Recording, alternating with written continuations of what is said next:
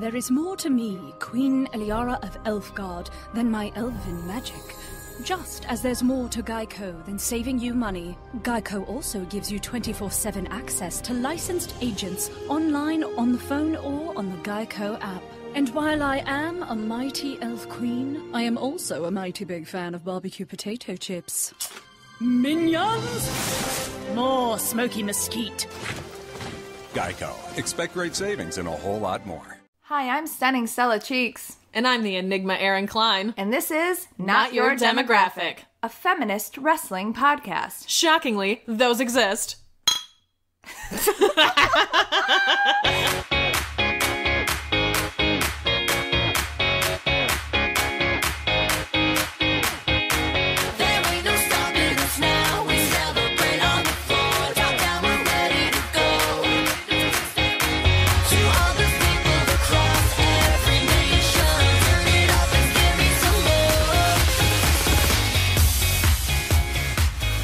On.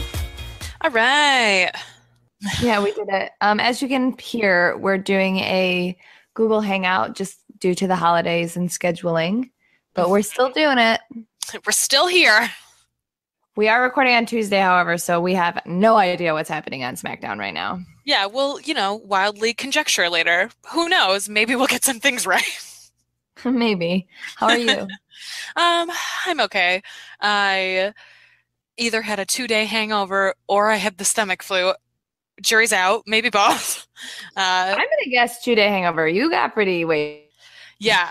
I had that space beer now is on my cannot ever drink again list. It's 8.2, which I did not read until I was at least 3 beers deep. I was like, oh, it's way too late now. It was not good. I came home and immediately got sick, but then was sick all day yesterday and was sick again this morning. And I was like, this doesn't feel like a hangover anymore, but now I feel fine. So, you win some, you lose some, I guess. How are you? I'm fine. we're hosting our family for Thanksgiving and it's just stressful. Exhausting. It's not, none of the people are doing anything yet. It's just little things like I thought I bought 5 or 6 placemats. I only bought 5, and the 2 card tables I bought to make the table, because we have a small table, not a big table, don't line up, and things like that are just little and very frustrating. Yes. Mm-hmm. Ugh, yikes. I am frustrated. It's all right. At least if your tables are different sizes, it's not like all of your food goes bad. There are ways around it. No, but it is all of your food is on an angle and drips all over everything. Ugh, true. That's true. Got to be more conscious of the table spacing. Could you put books underneath the legs of the table to elevate it? Yeah, and then just pray that somebody, when they're drinking and having a good time at Thanksgiving, don't knock over a bunch of books. Well, yes. These are things that I have thought of. I guess you could put books on top of the table and then put a tablecloth over those books. That's less likely to topple. Or I could just jump off of my roof and call it a day. I mean, that doesn't fix your table problem, but it would fix your problems. Yeah, I would be fine afterwards. All of your problems would disappear. Yeah. They would disappear, hopefully, or I would just have more problems. I was going to say, or you'd have significantly different problems. Yeah.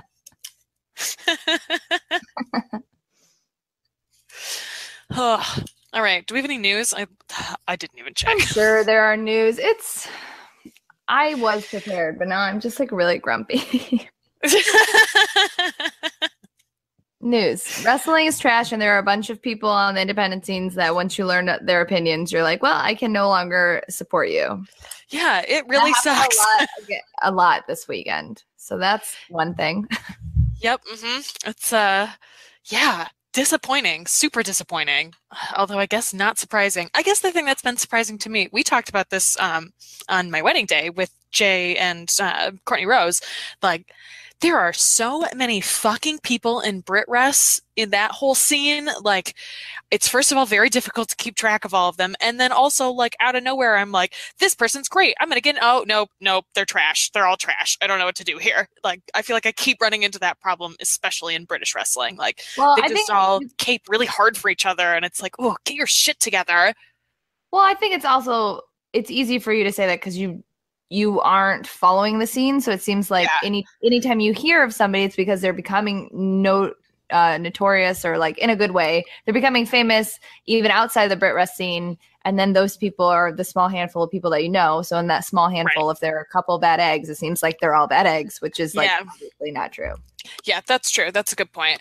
Yeah, it's weird because it's like, I feel like the best way to put it is that everybody in British wrestling feels like a milkshake duck, where it's like they're introduced to you and you're like, milkshake duck is adorable. And then like 30 seconds later, you're like, milkshake duck is racist. Oh, fuck. That's like, it's a popular way to describe that on Twitter now, is that somebody milkshake ducks. And I feel like all of British wrestling just keeps like constantly milkshake ducking for me. I don't. You've never heard that term? Nope. Yeah, it's like a memed way to sum up when like Ken Bone, the guy with the red sweater from the presidential, like the debates. Everyone loved him for like 30 seconds, and then they found his Reddit, and he had a bunch of like horrifying racist shit on his Reddit. And so that concept is like, internet becomes obsessed with cute milkshake duck. 30 seconds later, internet finds out milkshake duck is racist. And so like when you milkshake duck, it's you. So you milkshake duck Brit Rest is what you're saying. No, Brit Rest milkshake ducked me. They were the milkshake duck. I was the internet discovering that they were the milkshake duck. Yes. Yes, exactly. I'm really surprised you've never heard that before. Nope, I have not. Well, I'm glad that I could teach you something today. There was that video of Triple H running into a wall. I laughed so hard. That's news, right? Yes, definitely. Oh, I laughed so hard. It was so good.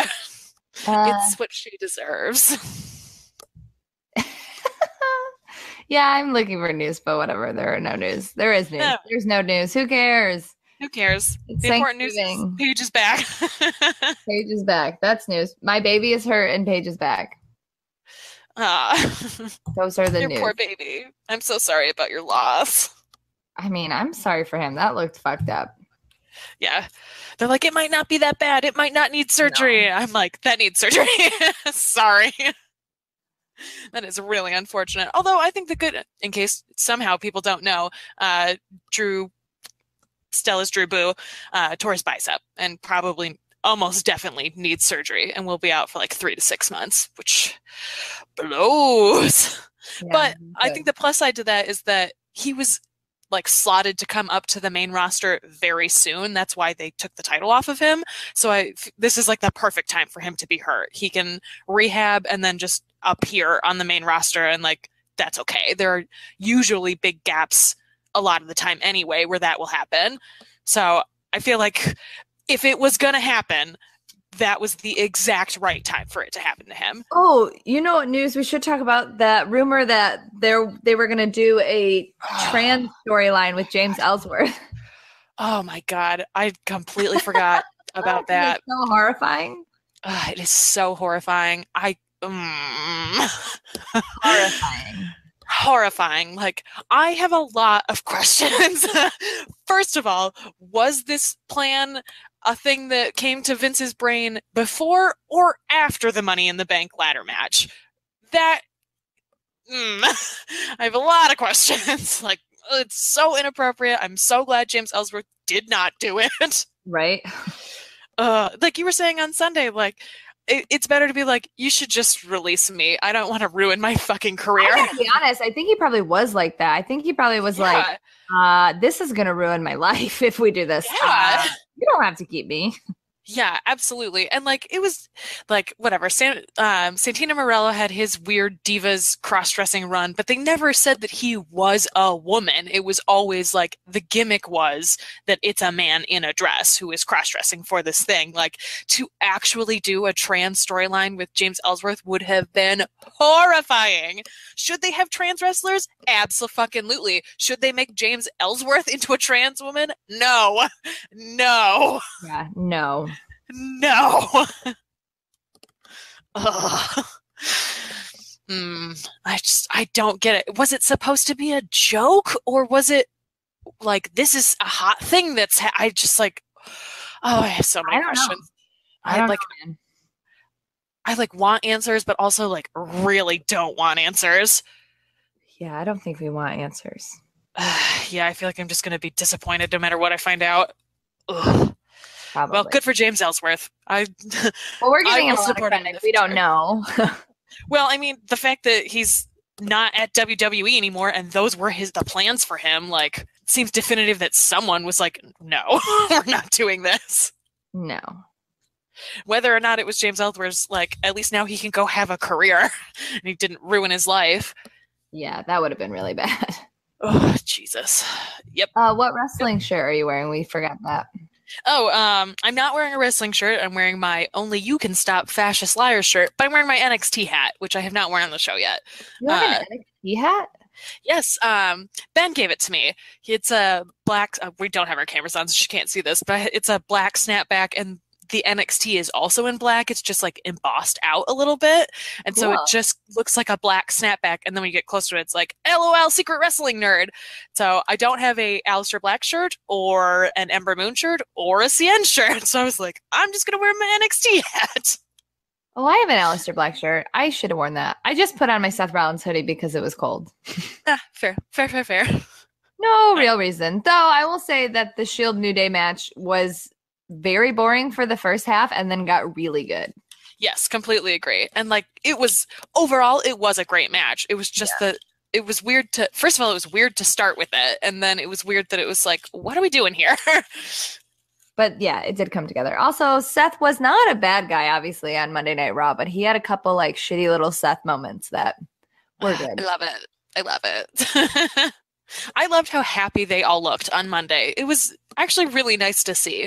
Like, man, you guys just get dicked around all the time on your characters. And like, oh, you guys are really good at the Shield. You obviously all really like doing this. Because they're all friends. Yes. And they all have sex together.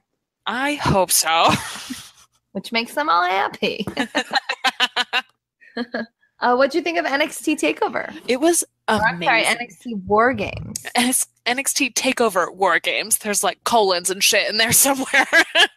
I loved it. I honestly think that it might be one of the best pay-per-views WWE has ever done. It was like top to bottom. It was a great match. Everything was good. I enjoyed all of it.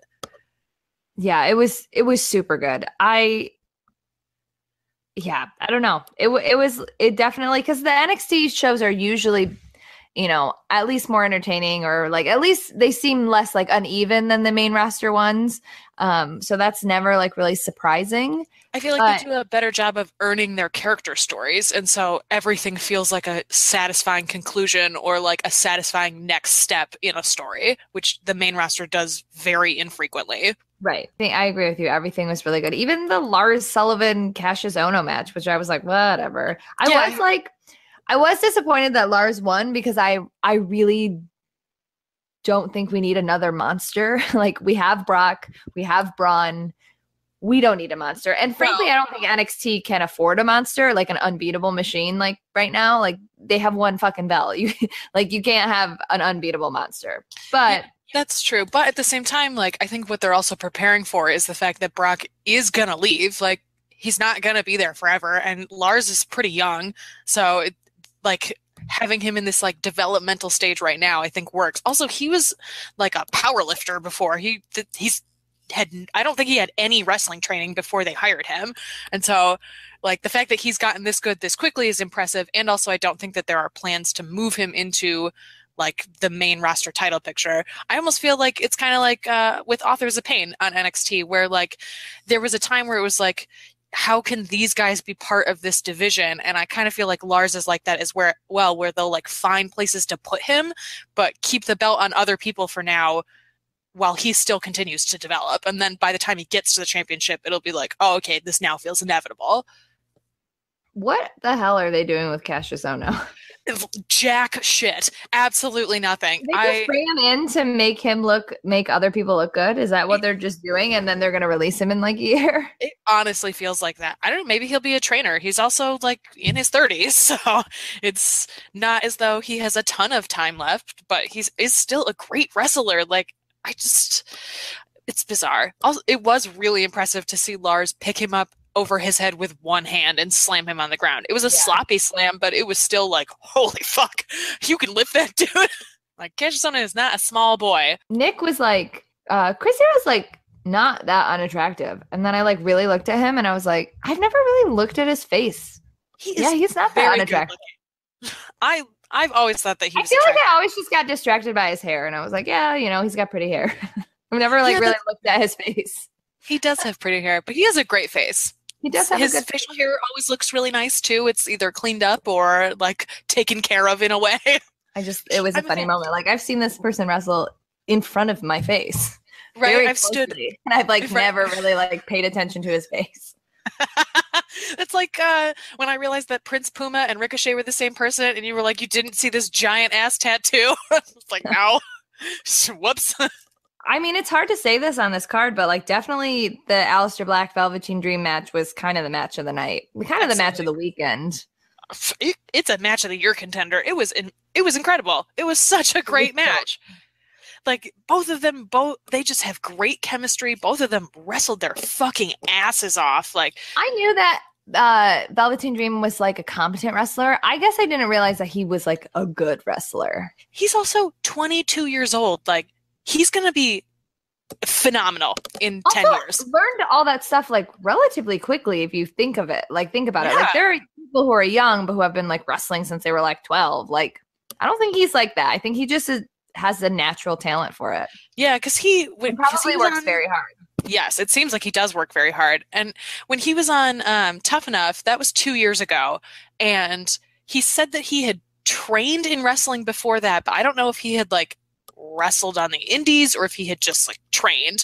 So he had like the mechanics of it, but to watch him like develop this style specifically as Velveteen Dream and like really finally find the rhythm of it's so impressive. Like, I cannot wait to see what he does in the next 3 years. Like, it's going to be incredible. Also, it really, like, honestly, nothing he did felt like Prince-like to me. Like, it definitely seems like it's finally transcended past that and is definitely the Velveteen Dream character, not a Prince knockoff. Absolutely. I totally agree.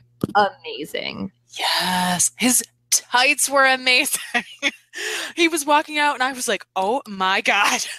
The reversals in this match were like on both sides were like jaw dropping. Oh, there were so many good combinations. Like, they just got it. And it didn't feel like there was a single moment where they like slowed down. Like, there was that time where they like traded sitting and like crawling positions, but even that was like full of energy and felt like a very immediate part of the match. It didn't feel like a rest hold. In my predictions, I said that I thought Velveteen Dream was going to win because he like really needed to, but this actually worked way better. How he wrestled completely on par with Alistair Black, but Alistair Black got him with a black mass, therefore retaining his undefeated streak, but then like having this moment in the ring where he acknowledged Velveteen Dream and said, kind of like brought him up to his level.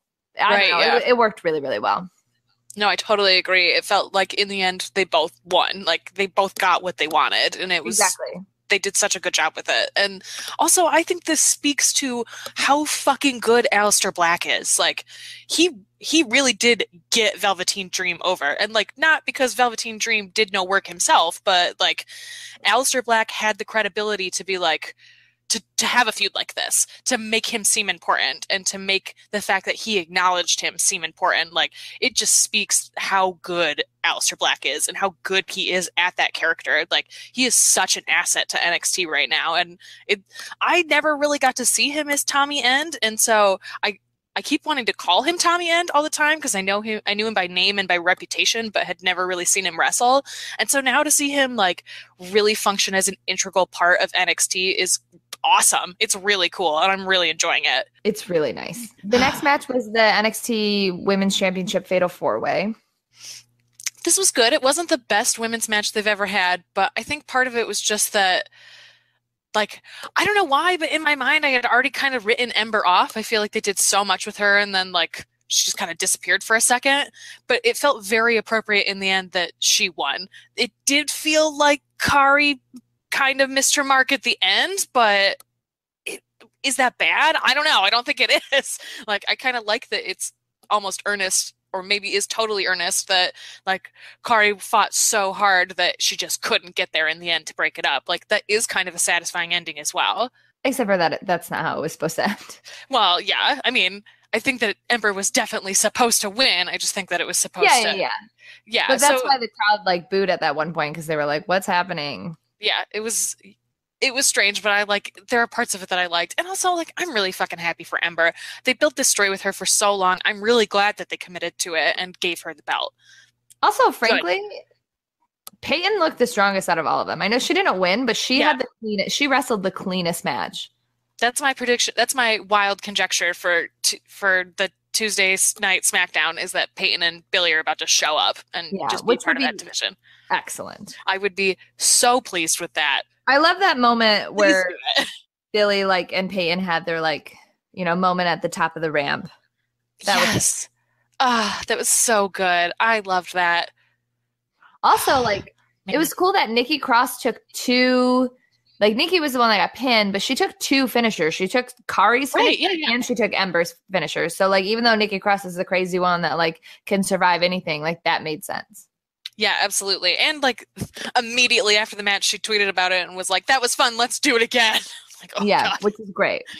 Yeah, absolutely. And Sanity looked so fucking strong that they don't need her to have a belt right now. It would be awesome if she had a belt, but I think it's better that Ember has it because they don't need it. When we talked on the podcast, I didn't say Ember, but when I thought about it and wrote it out for the cage side predictions, I did call Ember, because if you look at everybody, she's the only one that would be hurt by not getting the belt. And so it makes sense that she is the one that got the belt. And, having a pure baby face, not Asuka was a tweener for a while. And it was just I'm better than all of you. Fuck you guys. Having a pure baby face champion, especially in light of the fact that CN, who is a heel, is the men's champion right now, that really works.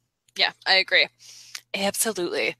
I'm happy to see what they do with it. And I think that they did such like I was saying before, they've put the time into the storyline with Ember where she is the one who almost defeated Asuka, the unbeatable Asuka. And so they elevated Ember to a point where she is on the level with Asuka, but is not an unbeatable force. And so it gives that belt more fluidity than they had with Asuka. And Ember's a really good wrestler, and I want to see her wrestle more, and I want to see her wrestle more different people.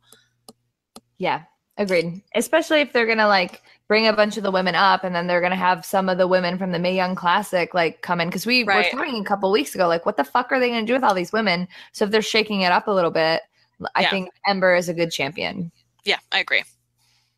The next match was the NXT Championship match, which up until the point that my baby got hurt, I thought was a great match. It was a great match. I thought that they both did a really, really good job.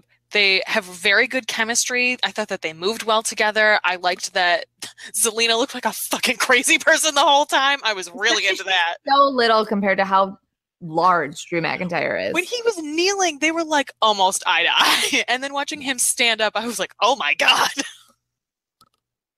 But it was, so good. It was cool to see her do what she do, the Hurricane Rana spike on him. That was cool. Yes, I loved that. Obviously, I don't like that he won or he lost, and I don't like that he, has a serious injury. He's my baby boy. But CN will be an interesting champion, and Zelena has done so much work, and she honestly really fucking deserves it. Yes, I completely agree. But this match was really good. I think I tweeted, I was like, anybody who says that Drew McIntyre is a boring wrestler can unfollow me because he is a good wrestler and this was a fucking good match. Mm-hmm. Yeah, I really enjoyed it. And like I said to you too, I've never thought he was a bad wrestler. He just never really compelled me. That's actually not true. I enjoyed him in TNA, but his character in NXT has never done anything for me. Sort of like Roddy with Ring of Honor and then NXT. Though. It's the same character. I don't know why. Maybe it's just I don't know. Maybe it's just because inside the context of NXT, or within the context of TNA, it felt better. I don't know, which is like very bizarre. I like almost never prefer things in TNA. I don't know. Maybe he just actually, you know what? I know exactly what it is. I felt like in TNA and on the independents, he had more of an edge to him that wasn't so like, I am a babyface. I exist in the babyface place. Like that has always felt very bland to me. Like I said, exactly like with Roddy. I feel like Roddy plays that same character and there's very little difference in their characters. Same with Bobby Roode. I'm a guy who wrestles really well. I have an interesting thing that I do, but I'm just the champion of the people. Like it just feels very interchangeable to me. But I think that Drew is actually a great wrestler, and putting him in a match where he has to deal with big personalities brings out his personality and makes him seem like a more compelling babyface. And I think that's why I enjoyed this match so much, and why it's unfortunate that they won't have a rematch now. But it's nice to see that when you pair him with the right people, I am interested in him. I think it's just that his character is boring to me. That's all. Whatever. Listen, I'm not saying he's not a very good-looking man, and I'm not saying that I would not watch him take his kilt off like a billion times. Like, I'm not saying any of that, okay? It's funny because I wasn't watching live because I had a show that night, but my phone started blowing up, and I was like, what the hell? And then I looked at it, and I was like, oh my God, everyone is tweeting to check and make sure that I'm still alive. Yep. Just him walking out, I was just like, oh my God. I just stopped breathing. It was amazing. It was perfect. He was glowering. It was incredible. Yeah, he is Scottish. Scottish people are broody as hell. Mm-hmm. He brooded his way all out to that ring. Yeah, we were talking on Sunday too about how there was that moment at the top where he was trying to take his kilt off, but it was tied too tight. The knot was stuck. I think he literally broke the lace off and then was like, whoop, Magic Mike'd it. And I was like, I will watch this on a loop a million times. It was so good. That's the part I didn't like because I was like, in my head as a performer who takes her clothes off, I was like, oh, come on, guy. But the walking and the brooding was great. The final match of the night obviously was the triple threat War Games match with the Undisputed Era, Roddy, and the Authors of Pain, Insanity. This match was fucking nuts. It is still a really dumb concept. Oh, it is a very stupid concept. It's super dumb. But the three teams that they had really used it effectively. Yeah, they were the right three teams to do this. They all did a great fucking job. It made Sanity look like insane people. Straight up insane people. They are insane people. Oh my God. Alexander Wolfe, every single time he wrestles at a takeover, I'm like, he's going to die. He is... I just think it's so funny because when I first saw him, I was like, who the fuck is this guy? And then the first couple times I saw him wrestle, I was like, yeah, whatever. But then, man, he has proven all the naysayers wrong lately. Yeah, he's incredible. I saw, we didn't talk about this in news when it happened either, but his original tag team partner, the guy with the dreads who got hurt. He was released. Yeah, he was also released in the big swath of releases. I was like, oh, man. I bet that sucks. Yeah. I bet that sucks so bad. That could have been a team of 5. They could have totally done that. But he got injured. That was that. Oops. I don't know why they want to let him come back, but I guess it would have just ruined the flow. Right, exactly. I mean, I feel like you could reintroduce a chaotic character again, but whatever. I think they already made the decision to pair Killian Dayne in a tag team way, and we're like, that's it, we're done. Sorry, guy. Yeah, that sucks for him. Yeah. Oh, well. I mean, I don't have any allegiance to him, but that sucks for him. I know. It's just sad. That's a sad occurrence that happened to him. But Sanity's dope, so. Yeah. Yeah, they were great. I thought they did a great job. Like, obviously he won, but like Adam Cole looked really fucking good. He did a great job. That whole Undisputed faction did it. Oh my God. Kyle O'Reilly hitting himself in the face with the chair. It's such a Kyle O'Reilly move, I feel like. It totally is. Also, Bobby Fish was great. I love It's Bobby funny that Fish. him and Adam Cole are like on this like undisputed tag team because like the last run they had in ROH together was like we hate each other so much, yeah. and We're all gonna the murder each matches that they had at the end of their like ROH like tenure, they like brutally beat the shit out of each other. Yep. And now they're just like one of the Kyle O'Reilly Adam Cole matches that I watched, I don't remember what iPay-per-view it was, but it was like painful. It was so like brutal. And now they're like, LOL, we're besties. They're like, we lived through this hell together, and now we have taken over NXT. And Bobby Fish was like, I was always chill. Look how low-key handsome I am. Oh my God, he is so handsome. So handsome. I know I saw somebody tweet, they were like, yeah, Adam Cole, but that Bobby Fish though. Oh, he is so good looking.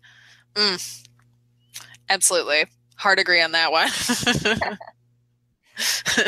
Well, also, I was going to say, I also thought that Roddy Strong looked really good in this match. This was like one of the first times I've been like, oh, you by yourself are interesting. Like, he felt so mismatched with the Authors of Pain that it almost felt appropriate that he got to like do his own thing, even though he was like in their gear.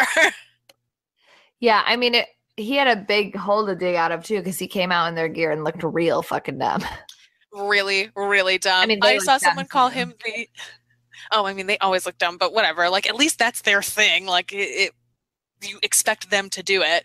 But I saw somebody call Roddy the slam poet of pain. That's really funny. It felt really appropriate. It was like, ooh, girl, yes. Slam poet But of pain. he took that fucking bump with Adam Cole off the top of that cage, and I was like, all right, well, that's it. I'm in on you, I guess. That was fucking incredible. I loved it. I thought it was great. I thought that he was gonna like defect and join them. I assumed he was going to too. That's what I said in my predictions. So And I'm thankfully, surprised. Alexander Wolfe is alive after losing all of his blood. Oh my fucking! They had to abandon the second ring. That's fucking crazy. There was so much blood in that ring that they were like, we can't be in this ring anymore, and just moved everyone went into the one ring together again, and we're just like crammed into the ring together. Thankfully, they had 2 rings. Right? I guess that's true. What would they have done if this was a normal like steel cage match? Wrestle in the blood. He would just be dead. Just push him against the wall. Get over there. Oh my God. I saw somebody say that they thought that he got like field dressed, that they had a medic come out and like stitch him up in ring. No, they stapled him. Oh, okay. That's what I thought. Of him in the corner, and the doctor's like working through the fence and like stapling his head. Oh God. Oh, that's terrible. Well, oh Jesus. but wrestling's fake. Yeah, right. Exactly. It's all fake. Next time, my mother-in-law, she's backed off now, but like when she found out I liked wrestling, she was like not cool about it. And like would just be like, it's fake. Next time I'm just gonna be like, hi, would you like to see this photo of this man who lost all of his blood in this match?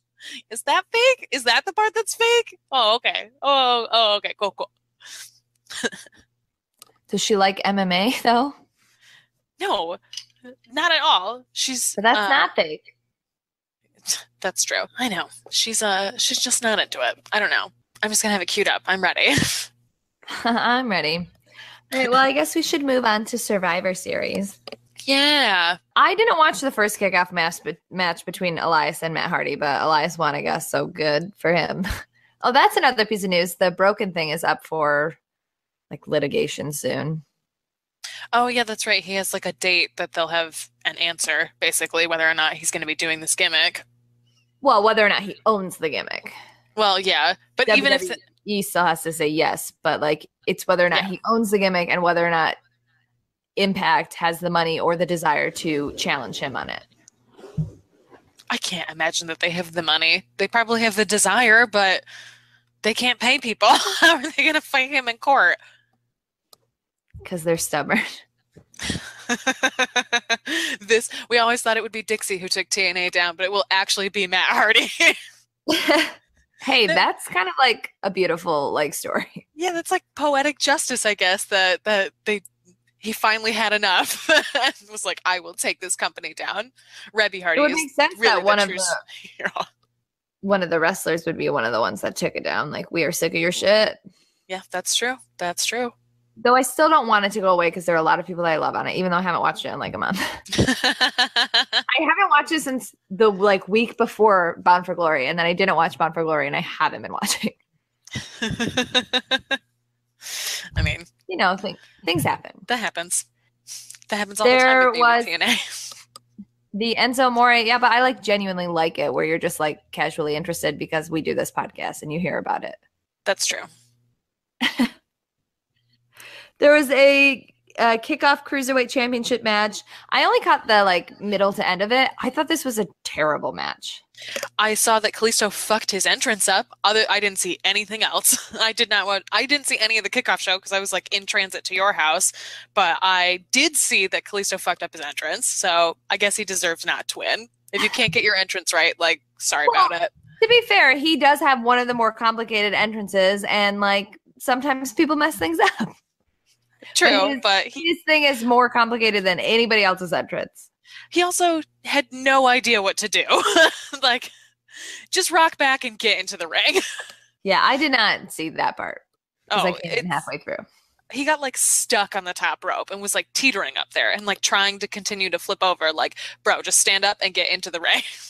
And then there was another kickoff match between Kevin Owens and Sami Zayn against Breezango, but it started with Kevin Owens and Sami delivering a promo basically being like, this is insulting. This is a joke. And then Breezango came out and they Breezango'd in a beautiful way, but Sami and Kevin did win.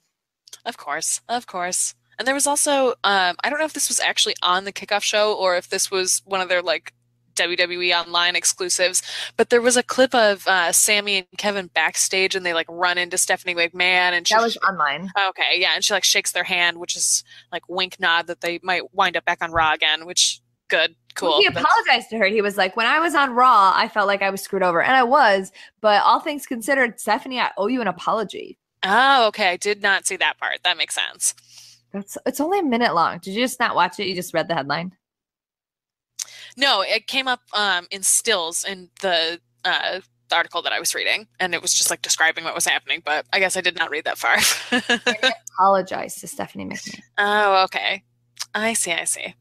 The first match we already kind of talked about was Shield and New Day. It was good. I enjoyed it overall. Very happy that New Day didn't break up on that show. I hope that they still don't break up. I don't see why they would from just this match. Like, they still did a really good job. They did that awesome, like, Xavier was on top of Big E, but then Kofi like jumped over him. God. I thought he was gonna sit on his shoulders, and I was like, Xavier's gonna die. We all were freaking out. I love them. I just want them to turn heel again. I don't want them to break up. Just turn heel. That would be way more satisfying. They already have the Usos heel. They don't have a ton of tag teams. Like, I was gonna say, maybe we'll get. I've heard to have the two biggest tag teams on SmackDown both be heels. Well, I've heard that they're going to bring up Authors of Pain shortly, so also, I imagine... Also heels. Sort of. I mean, is Paul Ellering coming with them? Because if they move up to the main roster, they'll probably be baby faces. They'll be, like, brutal, tough guys, but they'll probably be baby faces. No, I don't he's think popular. So. I don't think so. I don't know how you can spin that as baby faces. Not actual baby faces, like tweeners. I'm just saying, I don't think you can have the Usos and New Day be heels. Because even Breezango is not really a face team. They are like funny, that's true. Not really a face team. Ascension's not really a face team. Shelton and Benjamin are, but they're also like kind of dicks. Like, no face team except for the New Day. You can't turn them heel and have every single. I mean, I guess Mojo and Zack Ryder are faces, maybe. Sort of. Yeah, I guess that's a good point. There aren't really any babyface teams. Man, where the fuck is TM61? I want them to come back. Can we just like inject them into the SmackDown roster? we're gonna get like a notice that they've been released. I'm gonna be really disappointed. I really liked them. I did too. The second match was the Smackdown, or the women's 5-on-5 traditional Survivor Series elimination match. Parts of this were really good. I didn't really think about it until I listened to the Heels and Heels talk about it. I think that my problem with this match was that the refereeing was really bad. It was not smooth, and it like really fucked up the flow of the match. Those eliminations happened so fucking quickly. It was so unclear what was happening. Like, yeah, there was a chunk, like it was fine for like the first half or first like third, but then the middle was like all fucked up. Yeah, it just like really fell apart, and like the ref was being really strict about some things, and like did not seem to understand like when Naomi was trying to put was it Alicia? She tried to put her into her finisher, and he was like, "You can't do that. Stop!" Like, what? No, what? It was just a big jumble. It felt very jumbled, and it was just frustrating. Yeah, but it was still nice. There were still good moments. Yes, like there you was can't still just throw it under the bus. Like it sucked that Becky got eliminated so quickly. There was a really nice moment between Nia and Tamina. And they finally acknowledged their like actual relation. Also, Tamina looked really strong. She was one of the last fucking ones. It was her and Natty, the last survivors on fucking Team Smackdown. Yeah, which was really nice, but also at the same time was weird because it was like, okay, well, Asuka's definitely going to beat both of these two, but it was still satisfying. You're right. I'm not saying that you're wrong. That it was the moment that Nia got eliminated, Asuka was definitely going to beat everyone. Yeah. So I understand what people say, like, oh, well, it's Natty and Tamina. Obviously, Asuka's going to win. The moment Nia was eliminated, Asuka was going to win for Team Raw. Yeah. I just wish that they would have had, like, I wish that they would have eliminated Natty in Becky's place and had Becky be the one that was up there with Tamina, because like I like Natty a lot, but she was just tossed into this match after SmackDown last week. Like online they made an announcement, so it was like not a big deal that she was part of this match. I feel like having the choice to have Becky go further would have been a better character choice, but I don't disagree, but I think it's unfair for everyone to be like, well, obviously, like, yeah, obviously Asuka was going to win. You think they were going to break her undefeated streak in a 5-on-5 match? Yeah. No way. Yeah, I know. Overall, I think you're right, though. I think there were really good parts of this match. It's just that I feel like parts of it got so jumbled. It was very strange. But I feel like it didn't really matter because on Monday, like, we got the debut of an entirely new division, new like faction of women into this division, which they really need. And I think that that's part of it, is they just need new life in both of the women's divisions. They just need to add more people. We've seen everything we can see at this point. Like, we need to see new people in there. So I'm excited about the Tough Enough crew. Yeah, I obviously am so excited for Paige to be back. And I really like Mandy Rose, and I've been bummed that she hasn't been on NXT TV, but apparently she's been working really well at house shows. And I mean, Mandy Rose is everything they wished Eva Marie was. She is beautiful. She's an athlete, but she can also wrestle. She also can move. So like, and especially like the Emelina character didn't work. They got rid of Summer Rae. They got rid of Eva. Like, it makes sense to have Mandy Rose there. I'm not the hugest fan of Sonya Deville, but she wasn't doing anything in NXT, and like bringing her up and having her be around these other women and like a part of this faction, like that's a good use of her character. Absolutely. And she's also the only openly gay person on their roster now. Like, it is smart to bring her up to the main roster, especially after they just fired the only other gay person. Like, as a business move, it's also very smart, and like, good for her that she can cash in on that. She should. Like, I want to see strong women be able to be lesbians in WWE. That would be awesome. That would be a great step forward for them. That's a really good point. Oh, I guess we should just talk about Survivor Series and then do the thing where we just talk about the matches and stuff that happened on Raw. To just circle back, Cruiserweight stuff on Raw was like dumb, except for all of the like background shots of Drew Gulak. Oh my God, he is just the best. I love him so much. Also, Elias looked fine in a man bun. Yeah, yes he did. Every week I like him more and more. Right? I also like on Raw, we got to see every single woman. if you think about it, because we saw Asuka versus Dana Brooke, then we Oh, saw yeah. Alexa deliver her promo, the 4 other women come out, and then we had the 3 new women. Yep. And we have Renee, obviously, but we got to, like, to my knowledge, we got to see every single woman on the Raw roster. Yeah, I think you're right, because the only other women who were on the roster were Summer and Emma, and they both got released. Right. Damn, yeah, I guess you're right. Good. So that is That's a good thing. That's very good. The Asuka Dana Brooke match wasn't long, but it wasn't bad, and they gave Dana a promo. Like, and she did a good job with it. Mm-hmm, absolutely. I just want, like, I wish that Dana had a better spot in the women's division, but I also appreciate that she still has a lot of work to do. But, like, just let her wrestle. Let her be the one who jobs in the division for a little while, just so she can be on TV and she can wrestle. Like, that's how you get better. That's how you grow as a character. And, like, she has, like, figured out what her look is and is really good at it and is, like, tapped into her character. Watching her pat Asuka on the head was the greatest. I loved it so much. It was such a good callback to when Dana was, like, a really strong character in NXT as well. And, like, oh, it just felt so good. So I hope we get to see her wrestle Sonya and Mandy Rose. Like, she's the perfect person to help showcase that these people they've arrived and they're here and they'll beat anyone's ass. Like, Dana already kind of has that spot. Like, good. Use her to do that.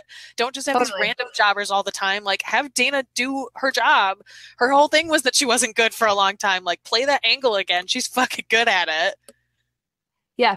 And she is a decent talker. Like, it's not like you have to start from scratch in everything that she does. Right, exactly. The next match was Baron Corbin versus The Miz, with Maurice looking amazing with her short haircut. Oh, she looks great. I love it. I love that she has her extension out. Axel with a red.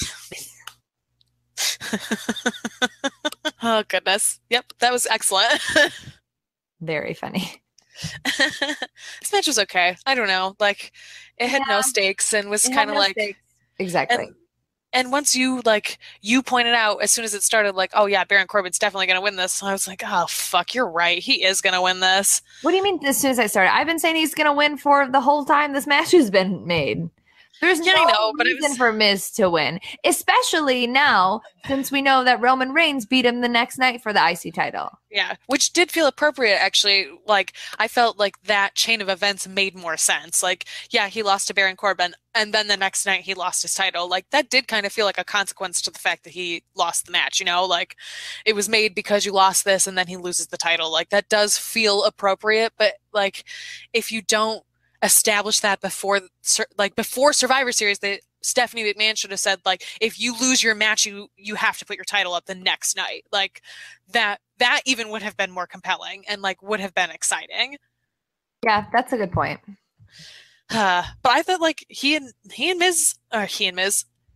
Miz and Roman had a good match. Like, I enjoyed it. It was weird. I, like, wanted Roman to win, and so I was like, does that mean he's not going to win? And so I felt very unsure about what was going to happen, and then when he did win, I was like, oh, of course he won. Of course he won. I gotta be honest, I didn't have time to finish this match. I did not watch Raw live because I had a show last night, so I tried to watch it at 8, and I got to Elias in a man bun. That's fine. Honestly, you don't need to watch this match, but I do recommend that you watch the celebration after he wins, because Roman looks super happy and it's really nice. I actually really enjoyed it. And he's a Grand Slam champion now. Seth is the only person in the Shield who's not a Grand Slam champion. Poor Seth. And the only belt he has to win in order to do so is the Intercontinental title. Huh. I hope that becomes a thing. I hope after Roman loses it, whoever he loses it to, and after their rematches are done, Seth will be like, I want that belt. It's a nice I'm going to get that belt. Right? That's a cool belt. Got white leather. Cool. Cool. Yeah. I can wear that white gear again. Yeah, I want that. The next match was... Yeah, the tag ones. Which, boring as hell. Yeah, it really was. Like... It was fine. It's not like it was bad. It just, again, why were they fighting? Because it's Survivor Series. That's why they were fighting. Right. But, like, again, there's no stakes to it. And so, like, they're brand supremacy. But what does that mean? Like, that doesn't mean anything. I mean, I think it's unfair to say why are they fighting? Like, it's the whole point to the whole show is that it's champion versus, champion from the shows. Like, that's the whole point to the whole show. Well, it just they didn't have. They're both really good teams, and they are. I like both of them. It just they didn't mesh well. Okay, I guess what I kind of mean by why are they fighting is they also have no storyline history together because the Bar was not a tag team when the Usos were on the same brand altogether. So they have no history of why they would also need to have a really brutal match. It can just be a wrestling match because that's all they're doing is having a wrestling match. So that's kind of what I mean by it. That's sort of my same complaint that happened with Alexa and Charlotte. There was the only reason they were fighting is because of Survivor Series. Alexa had built up this rivalry with Natty, and then Charlotte gets dropped into it, and it's okay, well, right, but they did have history from NXT, so they did have some history. That's true. But they don't ever rely on their NXT history, and so it's weird that that's the reason that's I don't know. It just felt like they didn't put enough time into creating storylines behind why these teams specifically were other than we invaded your show. It's not like they targeted each other during these invasions because the Usos helped the Bar win their title, basically. So it just felt like there was no reason for the Bar to hate the Usos other than you're on the blue team. So it just... The New Day helped the Bar win their titles. Yes. Yeah. You're right. That's right. That's okay.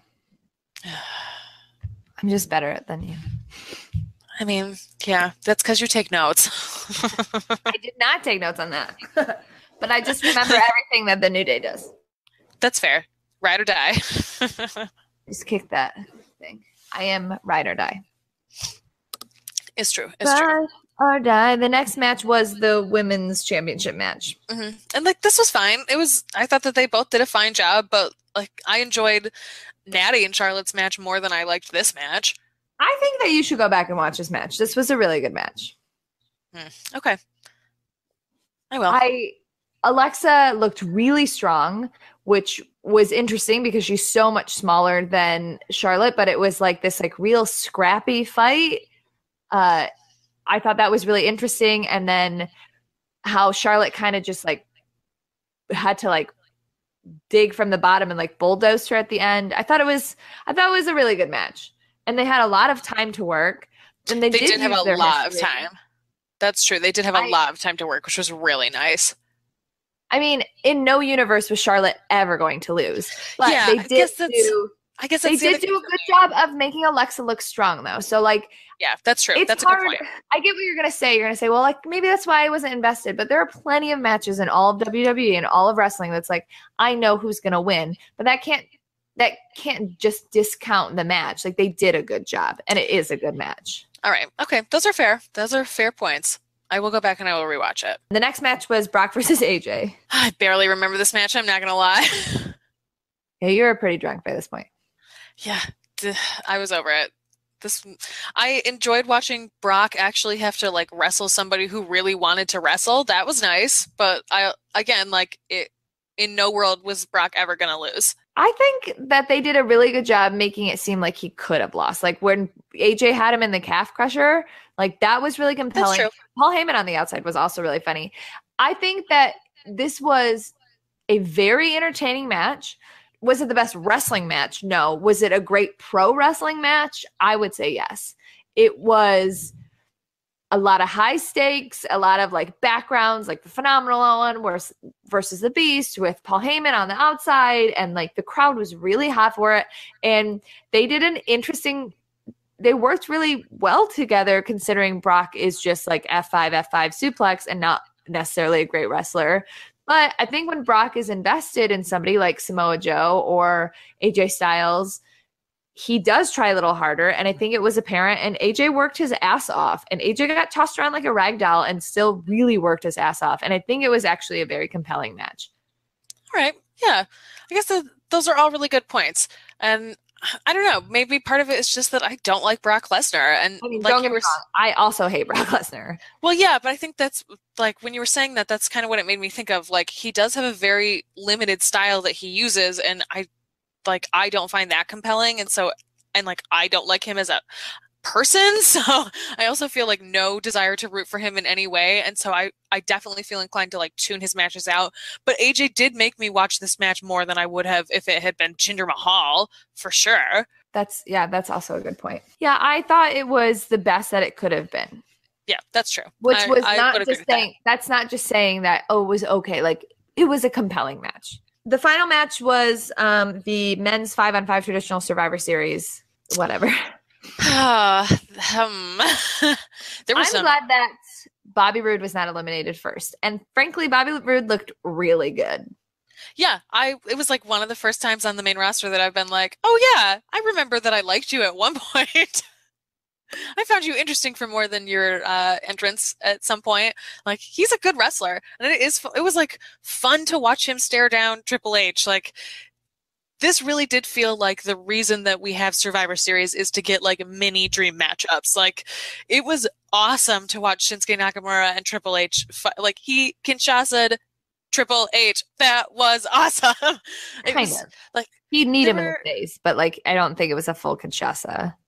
I mean, he did the windup for it. I guess maybe it wasn't. I thought that he ran from the corner. He was just real close to him.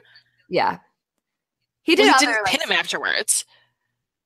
Well, Nakamura was the first one out. Yeah. It was Nakamura and then Bobby Roode. And then it was just a bunch of old dudes.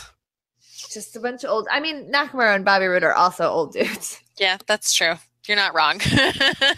They were all old dudes. I mean, like, Finn Braun Strowman is the only not one. He's 35. Yeah, well, Finn and Braun are not old as in like, I don't know, Finn and Braun, even though they are a little bit older in age than like a 27-year-old like Adam Cole or a 22-year-old Velveteen Dream, they like feel young. Yes. In a way that the other guys. And Bobby Roode and Nakamura feel fresh because they're new to WWE, but like everybody else was just like, come on. Yeah. Mm-hmm. Yep. Well, I like completely tuned Randy Orton out. I barely remember him. I feel the same way about Joe, where Joe is in the same category as Nakamura and Bobby Roode, and about Nakamura and Bobby Roode, where he's like, he is older, but he feels fresh because he is newer to WWE and he has a defined character and he's a really good wrestler. Finn and Braun may be in their early 30s, but they are good wrestlers. And they feel young. They have a young feeling, but fucking Shane and Kurt and Randy and fucking Triple H, like, who cares anymore, you guys? Yeah, exactly. I don't understand why Randy Orton is still around. Like, why was Randy to take a vacation? Yeah, why was it? Randy Orton retire? Right? And John Cena. I fucking forgot John Cena was fucking there because he was irrelevant in this match. Yeah, why was he part of this team? Who cares? He didn't even wear the colors. Oh my God. When he took his shirt off, I was like, oh, so you're not, okay, you don't have to wear a shirt. Cool. Got it. Even Triple H is wearing a shirt, but you don't have to wear a shirt. Got it. He's like freelance or whatever. He's between the rosters, just here to sell merch. Right? Like, what? Why couldn't they have put like Ty Dillinger or someone else on it? Like, I get why they didn't do Sami or Kevin because like they had this side storyline, but like, were you really hurting that much that you needed to pull John Cena out just to do this one-off that he didn't even do anything significant in? Fuck, I would have preferred to see fucking Dolph Ziggler on the team, to be honest. Yeah, like, I completely agree with you. Out of nowhere. And wasn't Ty Dillinger on there too? Yeah, I mean, like, he had an elimination, I think, maybe even had two, but like he made the match feel weird. It just felt weird. Yeah, like Triple H came out of nowhere, but he was in a storyline at least. Like, it made it was dumb that he was there just to like put himself over or whatever, but like it did. It did make sense with the story that they were building with like Jason Jordan, Kurt Angle, and Stephanie McMahon. Like, that actually did make sense storyline wise. Where John Cena was just like, whatever, we need another guy. Yeah, it was like Shane McMahon was like, well, I can't think of anybody else. I guess call John. Like, why? He doesn't need this. Yeah, he's Ferdinand the Bull. That's true. He is. Anyways, this basically ends up with Triple H jerking himself off in the middle of the ring. Yep, as always. And then Braun Strowman being like, don't do that in front of me. That's essentially what happened. Yeah, you're right. That is basically what happened. And then the next night, Stephanie was like, hey, everybody welcome back Triple H. Well, no. Yeah, that's what came out. It was Stephanie came out, gave her staff speech. Triple H came out, and then Kurt Angle came out and was like, I'm not the general manager. I'm the guy that's like going to kick your butt. And then Jason Jordan came out and was like, hey, I'm here to protect my dad. My dad, who stands like a question mark.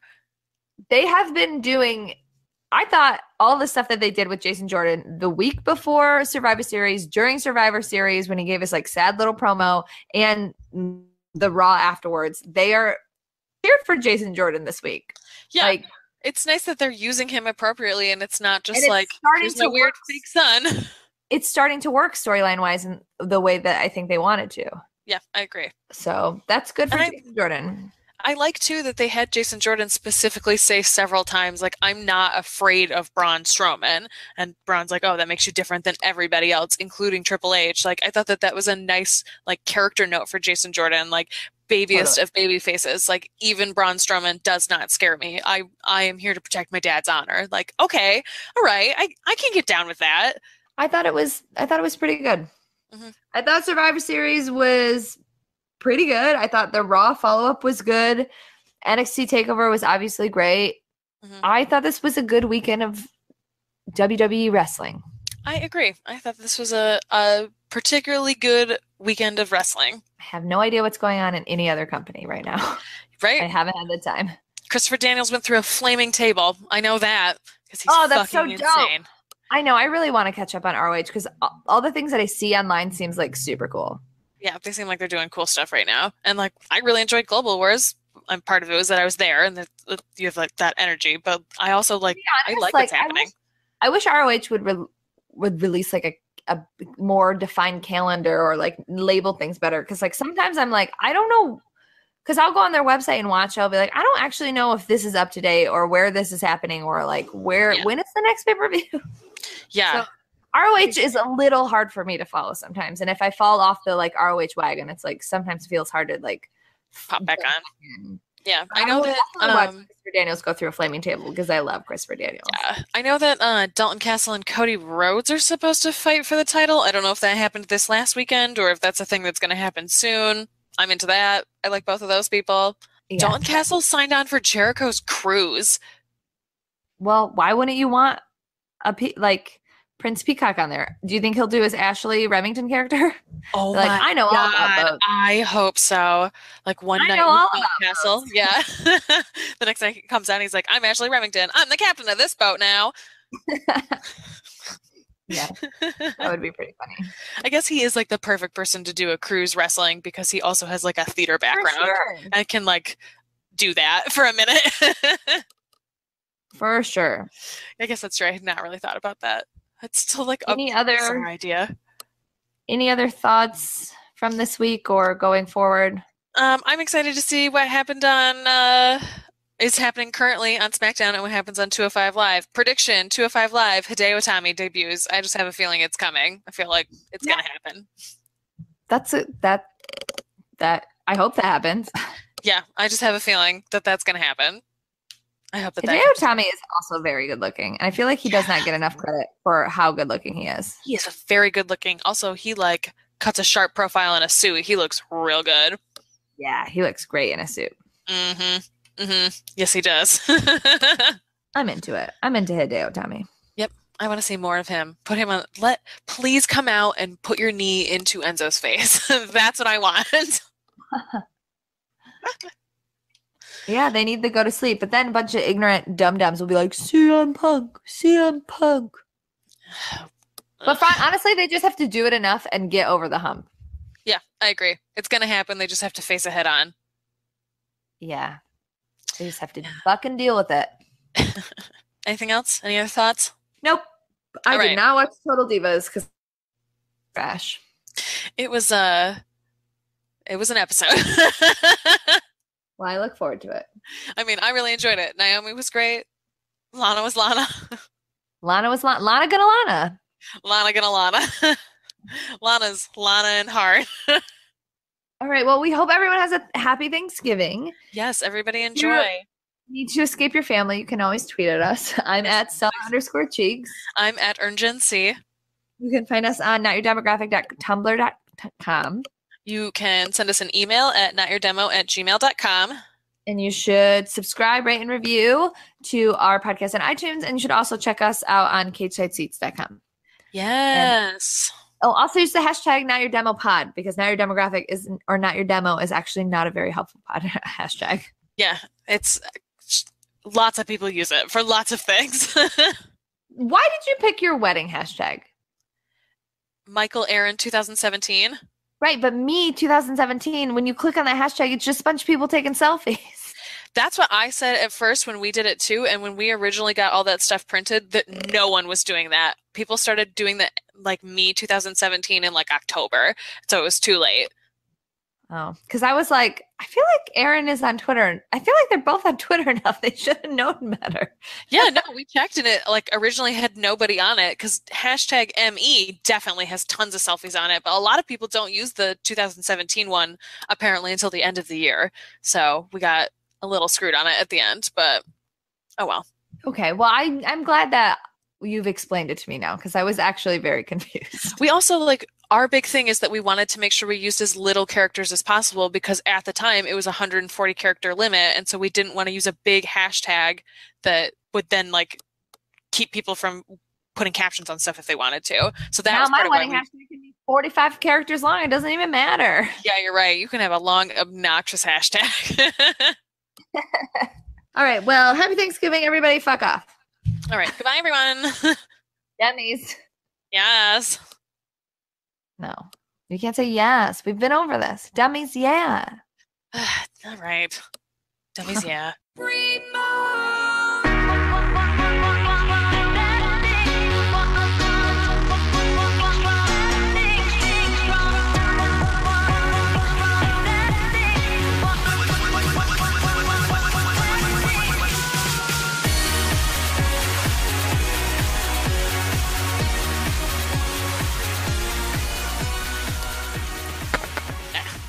Cracked my glass against my microphone. Sorry. Long live giving. With great deals all month long on Ram 1500 at the Ram Black Friday sales event. It's the time of year we celebrate by giving to our families and our communities.